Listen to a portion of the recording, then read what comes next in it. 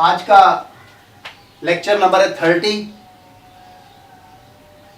जो second year और BSc 1 के सिलेबस में शामिल है, और वो टॉपिक है arrangement of elements on the basis of electronic configuration, यानी पीरियोडिक टेबल की क्लासिफिकेशन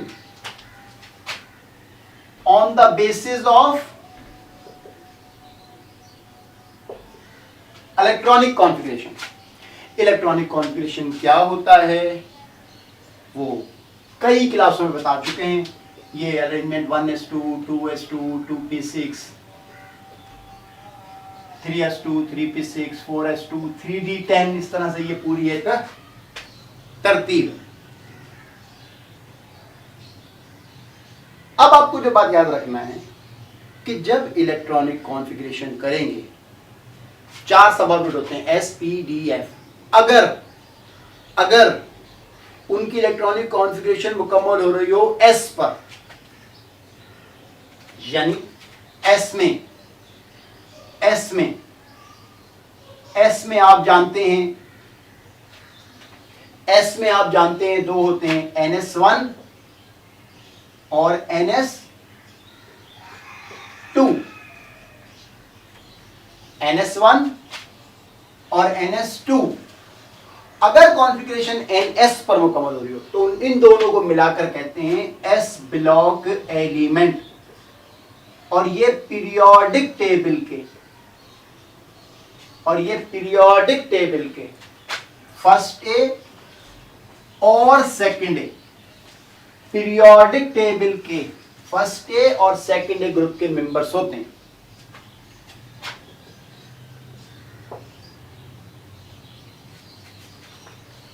फर्स्ट ए और सेकंड ए ग्रुप के मेंबर्स होते हैं। और ये मेंबर्स कौन से हैं? ये मेंबर्स हैं lithium, sodium, potassium, rubidium, caesium,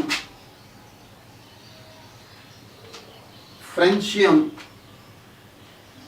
इन सब की कॉन्फ़िगरेशन NS1 पर मुकम्मल होगी। और beryllium, magnesium, calcium, strontium, barium, radium, इन सब की NS2 में मुकम्मल होगी। इन सब को मिलाकर हम S ब्लॉक एलिमेंट कहते हैं। अच्छा, और अगर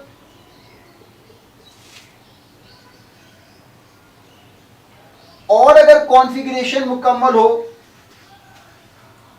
NS2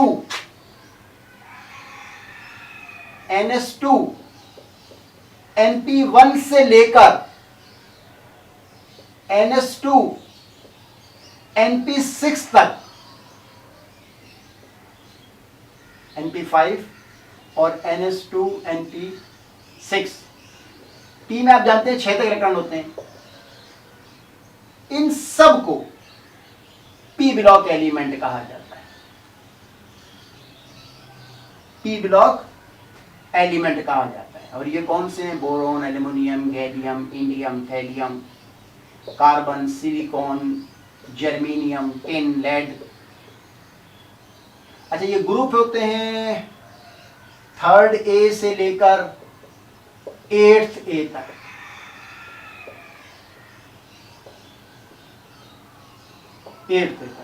फिफ्थ में nitrogen, phosphorus, arsenic, antimony, bismuth, oxygen, sulphur, selenium, tellurium, polonium, fluorine, chlorine, bromine, iodine और astatine, neon, argon, krypton, xenon और रेडॉन। और उसके ऊपर ये हीलियम भी, जिसका नंबर 2 होता है। 3, 4 ये एटॉमिक नंबर है। 5, 6, 7, 8, 9, 10, 11, 12, 13, 14, 15, 16, 17, 18, 19, 20। चलेंगे, यहाँ तक बात अभी समझ में आ रही होगी। ये वो है, इनकी कॉन्फ़िगरेशन NS पर मुकम्मल होती है, S ब्लॉक है। इन सब की कॉन्फ़िगरेशन NS2 P1 से लेकर P6 तक ये सारे P ब्लॉक एलिमेंट कहलाते हैं, और फिर इनमें से भी ये P ब्लॉक के इनएक्टिव कहलाते हैं क्योंकि इनका ऑक्टेट कंप्लीट होता है, और बाकी जो ये हैं ये 3rd से लेकर 7th तक ये P ब्लॉक के एक्टिव एलिमेंट हैं। क्लियर हो गई ये बात? अच्छा जी, अब वो एलिमेंट जिनकी कॉन्फ़िगरेशन NS2N-1 D1 से लेकर D10 तक मुकम्मल हो, ये D2 NS2N-1 D3, और अगर अच्छा ये NS2N-1 का मतलब क्या होता है वो पहले भी एक मतलब बता चुका हूं कि 4s होता है तो साथ में 3d होता है, यानी एक कम होता है। अगर आप यही आगे देखेंगे ना तो 5s होगा तो 4d हो गए, d के साथ एक कम होगा। और ये बात भी बता चुका हूं आपको पहले काफी कि d में 4 और 9 नहीं होते, यानी इसके बाद NS2N-1 D4 होना चाहिए, लेकिन वो D5 बन जाता है, और NS बाकी सब होते हैं, D6 भी होता है, D7 भी होता है, D8 भी होता है, फिर D9 नहीं होगा, फिर NS2N-1 D। इन सब को मिलाकर D ब्लॉक एलिमेंट कहते हैं। 10-10 एलिमेंट की ये सीरीज होती है।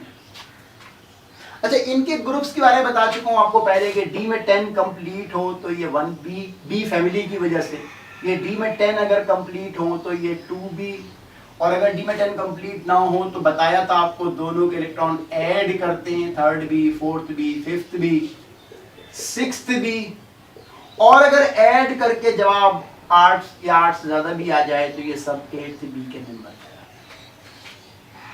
10-10 एलिमेंट की ये सीरीज होती है। इसमें जो पहली सीरीज है वो स्कैंडियम से शुरू होती है और जिंक पर मुकम्मल होती है।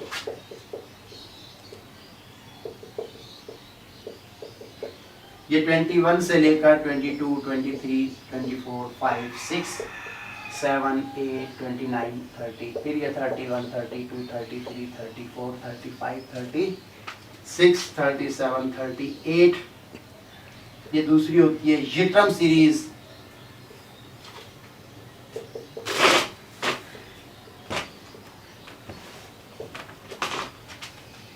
(39, 40, 41, 42, 43, 44, 45, 46, 47, 48, 49, 50, 51, 52, 53, 54, 55, 56। अच्छा, अब वो एलिमेंट, ये सारे डी ब्लॉक के हो गए। अब वो एलिमेंट जिनकी इलेक्ट्रॉनिक कॉन्फ़िगरेशन जैसे कभी मैंने बताया था कि डी वाले के साथ एक कम होता है और एफ वालों के साथ 2 कम होते हैं, 2 कम होते हैं, यानी 6s होगा तो फिर 5d होगा तो 4f होगा, 2 कम होंगे, और f में आप जानते हैं 14 तक इलेक्ट्रॉन होते हैं। अब वो एलिमेंट जिनकी कॉन्फ़िगरेशन NS2N-1 D1 और N-2F1 से लेकर 14 तक मुकम्मल हो, वो F ब्लॉक एलिमेंट कहलाते हैं। और जो F ब्लॉक, F में 14 तक एलिमेंट आते हैं, तो वो 14 एलिमेंट की 2 सीरीज होती है। वो शुरू होती हैं लेंथेनियम और एक्टिनियम के बाद।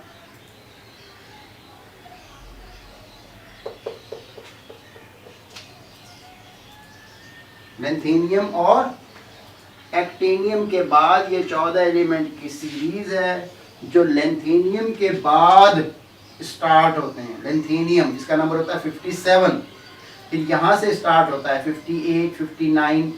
लेंथेनियम के बाद स्टार्ट होता है तो उसको लेंथेनाइड कहते हैं, और जो एक्टिनियम के बाद ये सीरीज स्टार्ट होती है उसको एक्टिनाइड कहते हैं।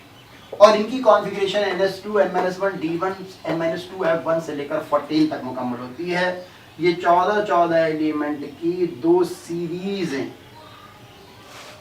इन सब को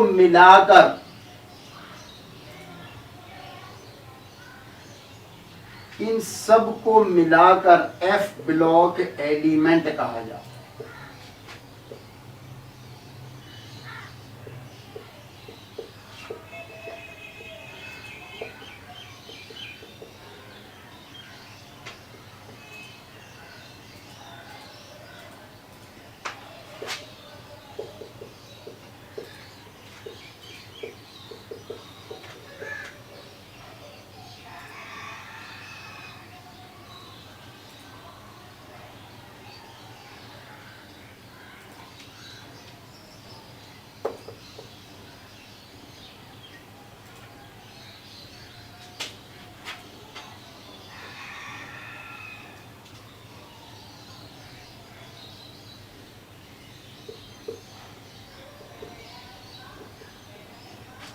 ठीक है जी, ये नंबर यूं चलते हैं 59, 60, 61, 62, 63, 64, 65, 66, 67, 68, 69, 70, 71 और ये 72। ये देखें, इसका होता है D1 लेंथेनियम, खुद डी ब्लॉक का है, ये मुकम्मल हो रहा है D1 पर। अब देखिए D1 के बाद D2 नहीं आया, ये शुरू हो गया F1, F2, F3, 14, इसे देखो D1 होता है, फिर D2, जब ये पूरा 14 हो जाए फिर D2 आता है 72 नंबर, फिर ये 73। यूं कह जाइए कि ये जो पूरी सीरीज है ये इसके और इसके बीच में है, इनके उनके बीच में है ये 6, 77, 78, 79, 80, 81, 82, 83, 84, 85, 86, 87, 88, 89। अब यहीं से ये शुरू होगी एक्टिनियम के बाद, अब यहीं से ये एक्टिनियम के बाद शुरू होगी ये पूरी 14 एलिमेंट की सीरीज, और फिर ये 101, 102 है, फिर यहां से वापस इधर आएगी। तो मेरा ख्याल है इलेक्ट्रॉनिक कॉन्फ़िगरेशन की बुनियाद पर पूरी पीरियोडिक टेबल की क्लासिफिकेशन आपको समझ में आ गई होगी कि ये वो एलिमेंट हैं जो एस ब्लॉक के कहलाते हैं, इनकी कॉन्फ़िगरेशन एनएस पे मुकम्मल होती है। ये वो एलिमेंट है जिनकी कॉन्फ़िगरेशन पी पे मुकम्मल होती है, वो पी ब्लॉक कहलाते हैं। दरमियान में ये डी ब्लॉक की सीरीज़ हैं और ये एफ ब्लॉक की सीरीज़ है। 4 ब्लॉक हैं पीरियोडिक टेबल में इलेक्ट्रॉनिक कॉन्फ़िगरेशन की बुनियाद पर, S block, P block, D block और एफ ब्लॉक। ये मैंने बताया था आपको कि पीरियोडिक टेबल में 8 ग्रुप हैं, 7 पीरियड हैं, 4 ब्लॉक हैं, 2 फैमिली हैं। फिर इस अरेंजमेंट को पीरियोडिक टेबल ही क्यों कहते हैं? ग्रुप टेबल भी कह सकते थे, ब्लॉक टेबल भी कह सकते थे, पीरियोडिक टेबल ही क्यों कहते हैं?